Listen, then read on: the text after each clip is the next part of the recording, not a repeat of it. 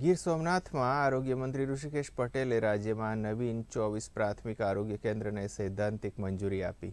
વસ્તીના ધોરણો ઉપરાંત જીઓ સ્પેશિયલ એનાલિસિસ અને આરોગ્ય કેન્દ્રો વચ્ચેના અંતરને ધ્યાને લઈ નવીન 24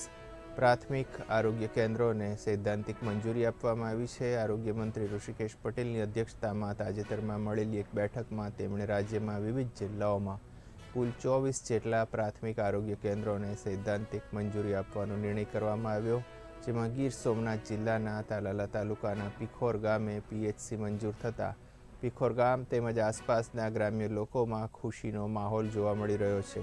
ભાજપના ગીર સોમનાથ જિલ્લાના પૂર્વ મહામંત્રી વજુભાઈ વાજા દ્વારા 2021 દરમિયાન આરોગ્ય મંત્રી ઋષિકેશ પટેલને પીખોર ગામે પીએચસી મંજૂર કરવા બાબતે રજૂઆત કરવામાં આવી હતી, જેને ધ્યાનમાં લઈને આરોગ્ય મંત્રી દ્વારા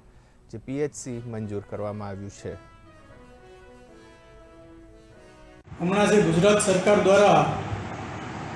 24 પ્રાથમિક આરોગ્ય કેન્દ્રને જે સૈદ્ધાંતિક મંજૂરી આપવામાં આવી છે, તેમાં ગીર સોમનાથ જિલ્લામાં અમારા ગામનો પીખોર ગામનો પણ સમાવેશ કરવામાં આવ્યો છે। અમારી માગણી હતી 2021માં અમે એક પત્ર લખેલો ગુજરાત સરકારના આરોગ્ય મંત્રી આદરણીય ઋષિકેશભાઈ પટેલને, અને એ પત્રના અનુસંધાને અમારા વિસ્તારમાં જે પછાત વિસ્તાર કહેવાય, જેમાં અંદાજિત 15 જેટલા ગામડાઓ આવે છે, પીખોર, સેમળિયા, જમાલપરા, રાયડી, રામપરા, વિઠ્ઠલપુર, વડાળા, જામવંત્રી, બામણાસા, લીમદ્રા, આ બધા પછાત ગામડામાં અંદાજિત 25,000 જેટલા ગરીબ અને મજૂર વર્ગના લોકો વસવાટ કરે છે, જેમને સીધો જ